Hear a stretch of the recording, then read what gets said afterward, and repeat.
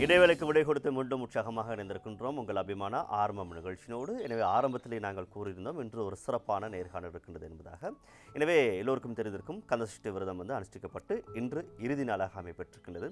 எனவே இன்று பல்வேறு சிறப்பு பூஜைகள் விழாக்கள் அதே சூரசம்ஹாரம் பல ஆலயங்களில் சிறப்பாக நடைபெறுகிறது. அது குறித்தான பல்வேறு விடயங்கள் உட்பட நாளைய தினம் மிகச்சிறப்பான ஒரு நிகழ்வு ஒரு மனக்கோலம் சார்ந்த ஒரு நிகழ்வும் கதிர்காம ஆலயத்தில் இடம்பெறவுள்ளது. அது குறித்தான விடயங்களை எங்களோடு பகிர்ந்து கொள்வதற்காக இன்று சிறப்பாதியாக எங்களோடு இருந்திருக்கின்றார் மகேஸ்வர குருக்கள் ஐயா இணைந்திருக்கின்றார். வணக்கம் ஐயா. வணக்கம் தினேஷ், அப்படி இருக்கிறீங்க? நல்லா இருக்கிற ஐயா. ஐயா எப்படி இருக்கிறீங்க? நல்லா இருக்கிறோம். ரொம்ப சந்தோஷம் இன்றைய இந்த காலை வேளையில் இந்த நேரடி நிகழ்ச்சியில் எங்களோடு இணைந்து கொள்வதற்காக. குறிப்பாக இந்த கதிர்காமத்தில் நடைபெறக்கூடிய சிறப்பு நிகழ்வு குறித்து நாங்கள் ஆரம்பத்திலே பேசிவிட்டு அதற்கு பிறகு நாங்கள் கந்தசஷ்டியுடைய விரதம் மகிமை குறித்து பேசலாம். முருகனை பற்றி பேசினால் நாள் முழுதும் பேசிக்கொண்டே இருக்கலாம். அதுக்கு தகை சான்ற ஒரு ஆளுமை என்றால் நீங்கள். எனவே கதிர்காமத்தில் நடைபெறக்கூடிய அந்த நிகழ்வு குறித்து நாங்கள் பேசுவோம். நல்லது தினேஷ். கதிர்காமத்தில் எல்லாருக்கும் தெரியும், கதிர்காமம் என்பது முருகன் தங்கி இருந்த இடம். முருகன் சூரபத்மனோடு கதிர்காமத்தில் போர் புரிந்த இடம். அதே போல் முருகன் வள்ளியை மனம் பிடித்த இடமும் கதிர்காமம். இப்படி பல சிறப்புகள் கொண்ட தலம் தான் இந்த கதிர்காமத்தலம். இந்த கதிர்காமத்தலத்தில் இருக்கக்கூடிய அந்த சக்தியானது மிகவும் சொல்ல முடியாது, அவ்வளவு சக்திகள் அதில் இருக்குது. அதை நாங்கள் உள்ளுக்கு போய் பார்க்குறனே தான் அதை பற்றின விஷயங்கள் நிறைய எங்களுக்கு தெரிய வருது. பக்தர்கள் ஏன் கதிர்காமத்துக்கு, அதாவது மொழி மதம் சாராத அனைவரும் அங்கே போய் வர்றார்கள், படையெடுக்கிறார்கள் என்றால் அங்கே ஏதோ ஒரு சக்தி அவர்களுக்கு கிடைக்கிறது, அவர்களுடைய எண்ணங்கள் நிறைவேறுகிறது, பிரார்த்தனைகள் இஷ்டமாகிறது. இந்த மாதிரியான பல விஷயங்கள் இருக்கிறதால் தான் அங்கே பக்தர்கள் பெருகி கொண்டு எந்த ஒரு நல்ல காரியம் ஆரம்பிக்கும் முன்பாகவும் சென்று வருவார்கள். பிறகு அது முடித்த பிறகும் அவருக்கு போய் நன்றி செலுத்துவது போல் திரும்பவும் சென்று அவர்களுக்கான பூஜைகளை செய்துவார். இந்த மாதிரியெல்லாம் பல விஷயங்கள்லாம் இருக்குது. பாத யாத்திரைகள் மேற்கொள்வது, இந்த மாதிரிலாம் பல கடுமையான விரதங்கள்லாம் இருந்து கதிர்காமம் போகிறது எல்லாமே பக்தர்களிடம், இலங்கை வாழ் பக்தர்களிடம் பெரும்பாலாக இருந்து கொண்டு வருகிறது காலங்காலமாக. அப்படி இருக்கின்ற காலகட்டத்தில் தான் எங்களுக்கு சில உத்தரவுகள், அதாவது முருகனோடு தொடர்புடைய 6 படை வீடுகளைச் சேர்ந்த பழனியின் இருக்கக்கூடிய அந்த பழனி விக்கிரகத்தை ஸ்தாபனம் செய்த போகர் சித்தருடைய வாரிசுகளின் மூலமாக எங்களுக்கு சில விஷயங்கள் சொல்லப்பட்டது. கதிர்காமத்தில் நடக்க வேண்டிய சில விஷயங்கள் ஒழுங்காக நடைபெறாத காரணத்தினால் இலங்கை மிகவும் கஷ்டங்களையும் துன்பங்களையும் சுமந்து கொண்டிருக்கின்றது. உடனடியாக சில விஷயங்களை நீங்கள் ஆரம்பிக்க வேண்டும் என்று எங்களுக்கு உத்தரவு பிறப்பிக்கப்பட்டது. அதை நாங்கள் தலைமையில் கொண்டு முதல் முறையாக அவர் கூறியது, திருக்கல்யாணம் கதிர்காமத்தில் நடைபெற்று 92 வருடங்கள் ஆகிவிட்டது, அதை செய்யுங்கள் முதலிலே. ஏன் 92 ஆண்டுகள் நடைபெறலை? என்ன அது காலங்கள், மற்றது வாழ்வாத முறைகள், இலங்கையின் சூழ்நிலைகள், இந்த மாதிரியான அந்த நாடுகான் பயணங்கள், அந்த வெளிநாட்டு படைகள் ஆக்கிரமித்தது, இந்த மாதிரி காரணங்களால் அங்கே இருக்கக்கூடிய அந்த நிகழ்வுகள் எல்லாமே மாற்றமடைந்து திரிபடைந்து அதுக்கு சம்பந்தப்பட்டவர்கள் ஒன்று அந்த இடத்தை விட்டு சென்றது அல்லது அவர்கள் இல்லாமல் போனது, இப்படி பல காரணங்களால் அது தொடராமல் அப்படியே நிறுத்தப்பட்டு போனது. அதற்கு பிறகுதான் இலங்கையிலே பல பிரச்சனைகளும் கஷ்டங்களும் மக்களுக்கு ஏற்பட துவங்கியது என்று அங்கே கூறப்பட்டது. உடனே இது ஆரம்பிங்கள், மாற்றங்கள் வரும் என்று சொன்னார்கள். 2023 முதலாவது திருக்கல்யாணத்தை நாங்கள் ஆரம்பித்தோம். மிகவும் கடுமையாக கஷ்டப்பட்டு தான் அதை ஆரம்பித்தோம். ஏனென்றால் அங்கே இருப்பவர்களுக்கும் எல்லோருக்கும் அதற்கான தெளிவை நாங்கள் எடுத்து கூறி பக்குவப்படுத்தி அதை செய்வதற்கான ஒழுங்குகளை இதுக்கு யாரும் ஒப்புக்கொள்ளவில்லை. ஒப்புக்கொள்வது என்று இதுவரையும் அங்கே 90 வருஷமாக நடக்காத, இது என்ன புதுசாக செய்ய போறீங்கன்னு தானே கேட்பாங்க. யாருக்கும் தெளிவில்லை. அப்போ அதுக்காக தான் மற்ற ஆலயங்களில் திருக்கல்யாணங்கள் கந்தசஷ்டி விழாக்கள் நடந்தாலும் கதிர்காமத்தில் கந்தசஷ்டி விரதம் நடைபெறும். அங்கே இருக்கக்கூடிய தண்டாயுதபாணிக்கு விசேட பூஜைகள் நடைபெறும். அங்கேயும் சில பக்தர்கள் அங்கே 6 நாட்களும் தங்கியிருந்து பாரணை பூஜையோடு அந்த பூஜைகளை நிறைவு செய்வது வழமையாக இருந்தது. ஆனால் அங்கே சூரசம்ஹாரமோ திருக்கல்யாணமோ நடைபெறுவது இல்லை. அது ஏன் அப்படி என்றால் அந்த கால சூழ்நிலைகளால் அதில் ஏற்பட்ட அந்த தெளிவின்மையால் இந்த மாதிரியான சூழ்நிலைகள் மறந்துவிட்டனர், மறுக்கப்பட்டது, இப்படி பல விஷயங்கள் இருக்கிறது. பிறகு இவர்களுடைய உத்தரவுக்கு அமைய நாங்கள் அங்கே ஆரம்பித்த நேரம் பிறகு எல்லோரும் எங்களோடு கைகோர்த்து ஒன்றாக வந்தார்கள். வந்த பிறகு நாங்கள் முதலாவது திருக்கல்யாணத்தை செய்தோம். செய்ததுக்கு பிறகு மீண்டும் எங்களுக்கு சில உத்தரவுகள் கொடுக்கப்பட்டது. தொடர்ந்து மாதம் சில பூஜைகள் செய்ய சொல்லி இதெல்லாம் நாங்கள் தொடர்ந்து ஒரு 3.5 வருடம் வருடங்களாக செய்து வருகிறோம். அப்படி செய்யும் வரும் பொழுது தான் நிறைய மாற்றங்களை நாங்கள் அவர்கள் கூறியது போல இலங்கையில் நாங்கள் கண்டு வந்து கொண்டிருக்கிறோம். பல முன்னேற்றங்கள், மாற்றங்கள், இன ஐக்கியங்கள், ஒற்றுமைகள், நல்லிணக்கங்கள், முன்னேற்றங்கள், இந்த மாதிரியான பல விஷயங்கள் எல்லாமே உருவாக துவங்கியது. அப்படி ஒவ்வொன்றாக நடந்து 2வது திருக்கல்யாணமும் நடைபெற்று சிறப்பாக முடிவடைந்தது. இப்பொழுது 3வது திருக்கல்யாணத்தில் காலெடுத்து வைத்திருக்கிறோம். அருமை. எப்பொழுது என்ன நேரத்தில் நடைபெறும் என்று நான் சொல்லலாம்? நல்லது. இந்த நாளைய தினம், அதாவது 28ஆம் தேதி அக்டோபர் மாதம் 2025 அன்றைய தினத்தில் செவ்வாய்க்கிழமை அன்று, செவ்வாய்க்கிழமை முருகனுக்கு மிகவும் விசேஷமான தினம். அன்றைய தினத்தில் இந்த முறை திருக்கல்யாணம் நடைபெறுகிறது. கதிர்காமத்தில் தெய்வானை அம்மன் ஆலயத்தில் மிக பிரம்மாண்டமான பந்தல்கள்லாம் அமைக்கப்பட்டு ஆயிரக்கணக்கான மக்கள் அதில் இருக்கக்கூடிய அளவுக்கு வசதிகள்லாம் செய்யப்பட்டு இந்த திருக்கல்யாண பூஜைகள் நாளை நடைபெற உள்ளன. காலையில் பாரணை பூஜைகள் எல்லாம் நிறைவடைந்த பின்னர் பகல் 2 மணிக்கு 2:30 மணி முதல் இந்த திருக்கல்யாண பூஜைகள் ஆகமம் சாரா முறைப்படி, சாரா முறைப்படி, ஏனென்றால் அதுக்கு ஆகமம் இல்லை, கதிர்காமத்துக்கு ஆகமம் இல்லை.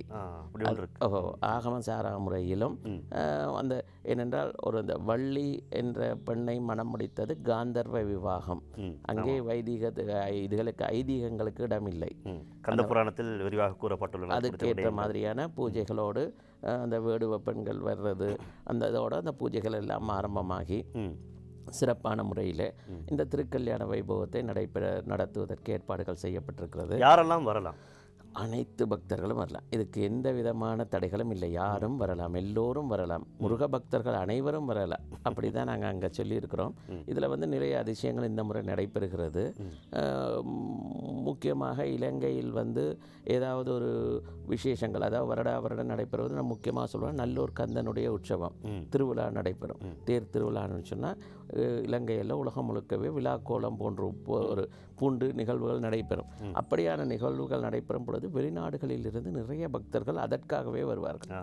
அதே போல் இம்முறை கதிர்காமத்துக்காக நாங்கள் வருகிறோம் என்று கூறிய பல பக்தர்கள் என்னோட தொலைபேசியில் தொடர்பு கொண்டு நாங்கள் சுவிட்சர்லாந்து, நியூசிலாந்து, ஆஸ்திரேலியா, லண்டன் போன்ற நாடுகள், இந்தியாவிலிருந்து சில பக்தர்கள் எனக்கு தொலைபேசி மூலியமாக சொல்லி நாங்கள் வருகிறோம் என்று சில பேர் வந்துவிட்டார்கள், மற்றவர்கள் வந்திருப்பார்கள் என்று நினைக்கிறேன். இப்படி எல்லோருமே சொல்லி இந்த மாதிரி இந்த கதிர்காமத்துக்கும் இந்த முறை வெளிநாடுகளிலிருந்தெல்லாம் இந்த திருக்கல்யாணத்துக்காக பக்தர்கள் வருகிறார்கள் என்றால் இது அந்த முருகனுடைய சக்தியானது உலகம் வியாபித்து கொண்டிருக்கிறதுங்கிறது தான் அதன் அர்த்தம். சரி, குறிப்பாக ஐயா இந்த காலகட்டம் மிக முக்கியமானதாக இருக்கின்றது சைவ பக்தர்களை பொறுத்தவரையில் கந்தசஷ்டி விரதம். இதனுடைய மகிமை, சிறப்பு, இதனால் ஏற்படக்கூடிய பலாபலன்கள் குறித்து நாங்கள் பேசலாம். நல்லது தினேஷ். முதலிலே இந்த கந்தசஷ்டி விரதம்ங்கிறது மிகவும் அற்புதமானது. இது எங்களுடைய வாழ்வியல் தத்துவத்தை மிகவும் அழகாக சொல்லி இருக்கிறது. இந்த எல்லாத்துக்கும் 6 தினங்கள்னு சொல்லியிருக்கு. முருகனுக்கு 6 முகங்கள், இப்படி பல விஷயங்கள் எல்லாம் 6 இங்கே வந்துட்டுருக்கும். இந்த 6 முகங்கள் 6 விதமான தத்துவங்கள் இருக்கிறது. எங்களுடைய 6 அறிவையும் அது குறிக்கிறது. அது மட்டுமல்லாமல் அவர் கையில் இருக்கக்கூடிய வேலுக்கும் கூட நிறைய தத்துவங்கள் இருக்கிறது. கையில் இருக்கக்கூடிய வேலை பார்த்திங்கன்னா ஒரு மெல்லிய ஒரு தண்டு பகுதி உயரமாக இருக்கும். கைப்பிடின்னு சொல்கிறத விட அதை ஒரு தண்டம்னு சொல்லுவோம். அது உயரமாக இருக்கணும். அப்போ ஒரு மனிதன் உயர்ந்து இருக்க வேண்டும் என்றால் அவன் பிறந்ததிலிருந்து வளருங்காலத்தில் அவனை உயர்வான மனிதனாக மாற்ற வேண்டும். அது யாருடையனா தாயின் கடமை. ஒரு தாயானவள் தான் தன்னுடைய பிள்ளையை ஒரு உயர்ந்த நிலைக்கு கொண்டு வருவதற்கான முதல் படியை எடுத்து வைப்பார். அதன் மூலமாகத்தான் அவன் உயர்ந்த நிலையை அடைவான். அதற்கு பிறகு அவனுடைய அறிவு விசாலமாக இருக்க வேண்டும், பறந்திருக்க வேண்டும், எல்லா விஷயங்களையும் உணர வேண்டும். அப்படின்னு சொல்கிறதுக்கு தான் அந்த மேல் பகுதி இப்படி பறந்து அகன்று போயிருக்கும். அதன் உச்சி பகுதியை பார்த்திங்கன்னா கூராக இருக்கும். இதுக்கு சொல்கிறது புத்தி கூர்மையாக இருக்கணும், உயர்வாக இருக்கணும், அகன்று இருக்கணும், புத்தி கூர்மையோடு இருக்கணும். அப்படிங்கிற அந்த 3 விஷயங்களே இந்த வேல்ங்கிறது சொல்லப்பட்டிருக்கு. இந்த வேல் சொல்லப்பட்டிருக்கிற அதே தத்துவத்துக்கு அமைய நேற்று பார்த்திங்கன்னா சிக்கலில் போயிட்டு முருகன் தாயாரிடம் அந்த யுத்தத்துக்கான வேல் வாங்கும் நிகழ்வுன்னு சொல்லி இந்தியாவில் மிக பிரமாண்டமாக நடைபெறும். ஒவ்வொரு முறையும் அங்கே போய் அந்த வேல் வாங்குகிற நேரம் அந்த ஐம்பொன்னாலான சிலையினுடைய முகத்தில் வியர்வை துளிகள்லாம் வந்துட்டுருக்கும் யுத்தத்துக்கு தயாராகிற நேரத்துக்கு. அப்போ தன்னுடைய தாயார் தான் அவரை உயர்த்தி கொடுக்குறார். அந்த இது வேல் கொடுக்குறது, வேல் கொடுக்கும் நிகழ்வுன்னு சொல்கிறது. அன்றைக்கு தான் முருகனுக்கு வேல் கொடுக்கப்படுகிறது. அந்த வேல் வாங்கும் நிகழ்வு தான் அந்த சிக்கலில் நடைபெறும். அந்த நிகழ்வில் நான் சொன்ன அந்த 3 விஷயத்தையும் உலகுக்கு சொல்லப்படுகிறது. தாய் தான் கொடுக்குறார், அப்போ தாய் தான் வளர்க்குறார், உயர்த்துறார். உயர்ந்த பிறகு நமக்கு வந்து அறிவு விசாலமாக இருக்கணும். அறிவை கொடுப்பது ஒன்று தந்தை அல்லது குரு. அந்த ரெண்டையும் வந்து அங்கே சொல்லப்படுது. 3வதாக தாயார் வளர்த்து விடுவார், தந்தையும் குருவும் அறிவை கொடுத்தாலும் எங்களுக்கென்று சுய புத்தி இருக்க வேண்டும். அந்த புத்தி இருந்தால்தான் நாங்கள் எல்லாத்துலேயும் ஜெயிக்க முடியும். அறிவை கொண்டு வாழ முடியாது, புத்தி இருக்கணும். புத்திசாலிகள் தான் பிழைப்பார்கள், அறிவாரிகள் பிழைக்க மாட்டார்கள். அந்த மாதிரியான தத்துவத்தை அங்கே அழகாக சொல்லியிருக்கு. உண்டு. 2வது பசித்திரு, தனித்திரு, விழித்திரு அப்படிங்கிற 3 இந்த 6 நாள் விரதங்கள் உபவாசங்கள் சொல்லப்பட்டிருக்கிறது. முதல்ல பசித்திருக்குன்னா எங்களுக்கு வந்து மந்தம் குணம் ஒன்று இருக்குது சொல்லுவாங்க, அசமந்தம்னு சொல்லுவாங்க. அந்த அசமந்த குணம் வந்து உடம்பில் நல்லா சாப்பிட்டு வயிறு நிறைய இருந்தோன்னா எங்களால் இருக்க முடியாது, ஒரு வேலையும் செய்ய முடியாது, போய் அப்படியே படுத்து தூங்கணும் போல் இருக்கும். அந்த மாதிரியான குணத்திலிருந்து வெளியில் வரணும். அதுக்காகத்தான் பசித்திருந்தால் தான் முடியும். 2வது வந்து தனித்திரு. பசித்திருந்தாலும் 4 பேரோட இருந்தால் வீணான கதைகள் பேசி கொண்டிருப்போம், நேரத்தை வீணாக்குவோம். அப்போ அதுக்காக வேண்டி நீ யாரோடையும் சேராத, தனியாயிரு. இது 2யும் இருந்தோன்னு 3வது வந்து தூக்கம் வரும். உடம்பு சோர்வாகல தூக்கம். ஆனால் அந்த தூக்கத்தை மட்டும் அங்கே சொல்லப்படவில்லை, அந்த தூங்கவும் கூடாது. 2வது வந்து விழிப்பு நிலையில் இருக்க வேண்டும். எந்த நேரமும் நாங்கள் விழிப்போடு இருக்க வேண்டும். எங்களை சூழ்ந்த நிகழ்வுகளை நாங்கள் முக்கியமாக கவனித்து கொண்டு இருக்க வேண்டும். அந்த வெளியுடை நாங்கள் புறப்பகுதியை கவனிப்பது போல அகத்தை கவனிக்க வேணும். எங்களுக்கு உள்ளேயே நாங்கள் வந்து சிந்திக்கணும். நாங்கள் ஏன் பிறந்திருக்கிறோம், நாங்கள் ஏன் இப்படி வந்திருக்கிறோம், ஏன் இப்படி வளர்ந்துட்டுருக்கோம், எப்போ போகிறோம், ஏன் நடக்குது, இதெல்லாம் யாரால் நடக்குது இப்படிங்கிற ஒரு தேடுதலை உள்ளே கொண்டு வர வேண்டும். இதுதான் முதல் விரதத்தின் தத்துவம். இதை 3ஐயும் நீங்கள் உணர்ந்த உடனே உங்களுக்கு ஆணவம், கண்மம், மாயை என்ற 3 மும்மலங்கள் இருக்கின்றது. ஆணவம்ங்கிறது வந்து என்றைக்குமே வந்து எல்லாமே வந்து நான் தான், என்னை விட்டால் ஆள் இல்லை அப்படிங்கிற ஒரு எண்ணத்தை கொடுக்குறது தான் ஆணவம். கண்மங்கிறது வந்து என்ன சொல்கிறது, எல்லாமே வந்து நமக்கானது, எனக்கானது, என்ற சொந்தத்துக்குள்ளது, பந்தத்துக்குள்ளது அப்படிங்கிறதுல அந்த கண்மத்துக்குள்ளே போய் சேருது. மாயைங்கிறது வந்து நம்ம இன்னும் 1 லட்சம் வருஷங்கள் இங்கே நிலைச்சிருக்க போகிறோங்கிற ஒரு மாயை. அதுக்காக வேண்டி நாங்கள் வந்து தர்மத்துக்கு புறம்பான வழிகளில் நாங்கள் வாழ்வுகளை எங்களோட வாழ்க்கையை கொண்டு போகிறதுக்கு முயற்சி செய்கிறது. இந்த மாதிரியான பல விடயங்களை எல்லாமே இந்த ஆணவம், கண்மம், மாயைங்கிற இந்த மும்மலங்கள் எங்களை அப்படியே பீடிச்சிருக்கு. அந்த நேரத்தில் அதை நீக்க வேண்டும். அந்த நீக்க வேண்டுங்கிறது தான் இன்றைக்கு சூரசம்ஹாரம். அதில் பார்த்திங்கன்னா முதல்ல வந்து கஜமுகாசுரனை வதம் செய்தல், அதாவது யானை முகத்தோடு இருக்கக்கூடிய ஒரு அசுரனை வதம் செய்தல், கஜமுகாசுர வதம் தான் முதலில் நடைபெறும். அந்த கஜமுகாசுரன் வதம்ங்கிறது எங்களுடைய ஆணவத்தை நீக்கிறது. இந்த சூரசம்ஹாரம் பார்க்கறதுக்கூடிய சிறப்புகள் ஏதாவது இருக்கா? கட்டாயம் பார்க்கணும் அப்படின்றதால ஏற்படக்கூடிய நன்மைகள் ஏதாவது இருக்கின்றன பக்தர்களுக்கு? அதாவது இந்த சூரசம்ஹார நிகழ்வை நான் பார்க்கும் பொழுது வெறும் காட்சியாக பார்க்காமல் நான் இப்பொழுது கூறிக்கொண்டிருக்கக்கூடிய இந்த விடயங்களையும் கருத்தில் கொண்டு அதை பார்த்தால் பலன் நிச்சயம் உண்டு. அதாவது முதலாவது சில பேர் சொல்லுவாங்க பார்க்குற நல்லம் காரணம் தெரியாமல் சும்மா வெறுமனை பார்க்குறதுல இதில் எந்த பலனும் இல்லை. அதாவது அந்த கஜமுகாசுரன் மதம் செய்தல் என்பது என்னென்னு சொன்னால், யானைக்கு பார்த்திங்கன்னா மதம்னு சொல்கிறது தலையில் இருக்கும். அதான் சொல்லுவோம், மதம் பிடிச்சி ஆடுறான்னு சொல்லுவோம். யானைக்கு மதம் பிடிச்சா எல்லாரையும் தூக்கி போட்டு மிதித்து அழிவுகளை ஏற்படுத்தும். அது மாதிரி ஒருத்தனுக்கு மதம் பிடிச்சிருச்சுன்னு சொல்லுவாங்க, அதை பைத்தியம்னு சொல்லுவாங்க. அந்த மதம்ங்கிறது யானையோட இந்த கழுத்து பகுதியில் இருக்குது. அதனால தான் அந்த ஆணவங்கிறது ஒரு மனிதனுக்கு இருக்குது. அப்போ அந்த மதத்தை அழிக்கணும். அந்த ஆணவம் அழிக்கணும்னா அந்த மதத்தை அழிக்கணும். அதனால தான் யானை முகத்தை அங்கே உதாரணமாக காட்டி, ஏன்னா அந்த காலத்துலலாம் கதை சொன்னால் தான் நம்புவாங்க, எங்களுக்கு தத்துவத்தை சொன்னால் கேட்க மாட்டாங்க. அது கதை மூலமாக தத்துவத்தை கொடுத்து தான் அந்த முதலாவதாக கஜமுக சம்ஹாரத்தை அங்கே முருகன் செய்வதாக சொல்லி முதல்ல ஆணவ மலத்தை நீக்கணும். அந்த நேரத்துக்கு நாங்கள் நினைக்கணும், சுவாமி இவ்வளோ நாளும் நாங்கள் ஆணவம் பிடிச்சி இருக்கிறோம், எல்லாமே நான் தான், என்னை விட்டால் ஆள் இல்லை, என்னை மீறி யாரும் செய்யக்கூடாது அப்படிங்கிற எண்ணத்தோடு இருக்கிறோம், நான் சொல்லி கொண்டிருக்கிறோம். அந்த அகந்தையை இல்லாமாக்க வேண்டும், என்னையோடு எனக்கு அதை இல்லாமாக்கித்தா முருகா அப்படின்னு சொல்லி வேண்ட வேண்டும் இதை பார்க்கும் பொழுது.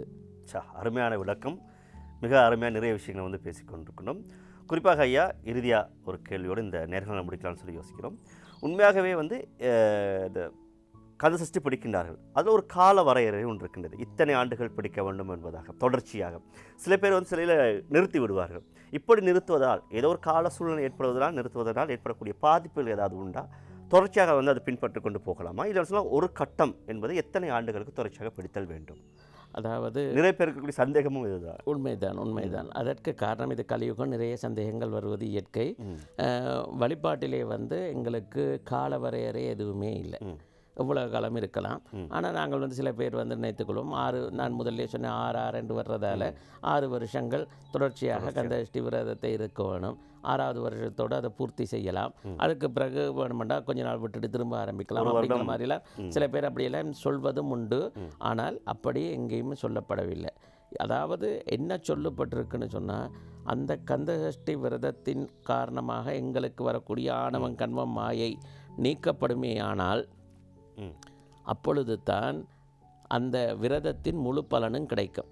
அவ்வாறு முழு பலனும் கிடைத்தால் மட்டுமே நாங்கள் அந்த கந்தசஷ்டி விரதம் இருந்ததுடைய பலனை நாங்கள் எட்டலாம் என்பதை அங்கே கூற இருக்காது. சில பேருக்கு 1 வருடத்திலேயே அந்த பலன் கிடைக்கும், சில பேருக்கு 6 வருடங்கள் தொடர்ந்து இருந்தாலும் கிடைக்கும், சில பேருக்கு 6 வருடங்கள் இருந்தும் கூட அந்த அகங்காரம் என்ற அந்த மும்மலங்களும் அழிக்கப்படாமல் இருக்கும் பொழுது அதை புதுப்பிப்பதற்காகத்தான் ஒவ்வொரு வருடமும் இந்த விரதங்களை இருந்து வருது.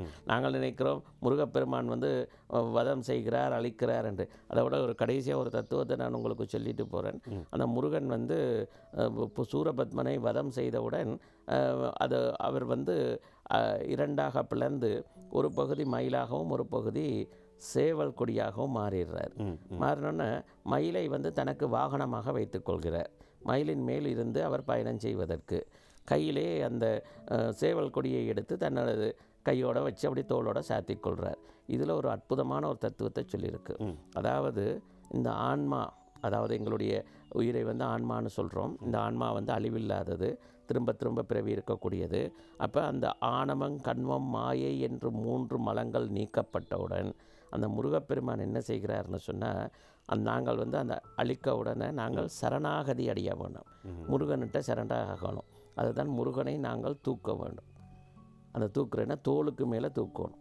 அதுக்காக தான் அந்த மயில் வாகனமாக ஒரு பகுதி மாற்றப்படுது. மயில் வாகனமாக மாற்றி அதுக்கு மேல் முருகன் இருந்தோன்னா அவரை நாங்கள் தூக்குறோம். ஒன்று. 2வது, சேவல் கொடியானன்னு நீ சரணாகதி அடைந்து என்னை நீ காலை பற்றி என்னை தூக்குகிறாயே, ஆனால் உன்னை நான் எனது தோளிலே தூக்கி வைத்துக் கொள்வேன் என்ற தத்துவத்தை முருகன் கூறுகிறார்.